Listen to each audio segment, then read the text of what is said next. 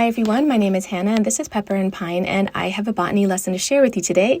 We are working through our live Education Waldorf curriculum main lesson block for botany, and today we're going to be doing a lesson on temperate trees and broadleaf trees.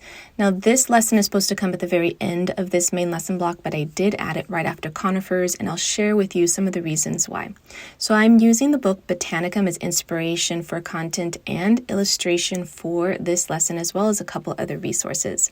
We're working in our main lesson book. These are found at a child's dream. They are 9.5 inches by 12.5 inches, and each of these double pages are separated by an onion skin.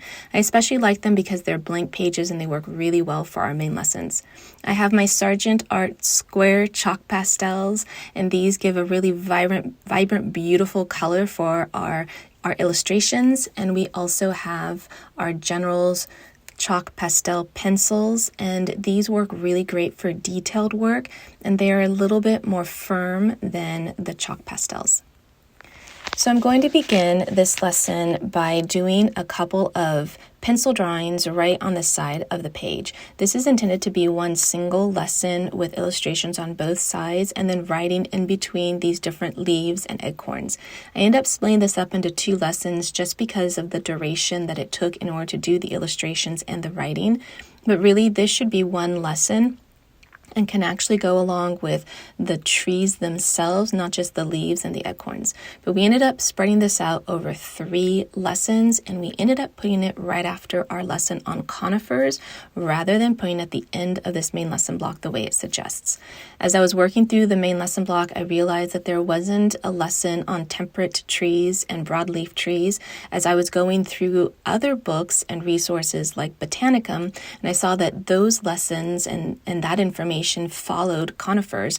So at first I thought that the main lesson block had omitted that lesson, so I went ahead and I added it in on our own, and then later I realized that it was actually at the very end of the main lesson block where it's more appropriately placed, because it's important to talk about monocots and dicots and flowering plants and trees prior to the introduction of broadleaf trees, since they are flowering trees. However, with some of these trees and even plants, some of the flowers are so tiny or inconspicuous, or in some cases they're even sterile. It's still important to talk about the differentiation between seed-bearing plants that have flowers versus seed-bearing plants that don't. So for this illustration, I am using my Sargent Art chalk pastels at the beginning, but very quickly I transitioned into the chalk pencils to give the detail for that acorn. Now we're going to move on to some of the leaves, and again I'm using my chalk pastels to outline and give the general gesture of these leaves, and then you can go back in for more detail.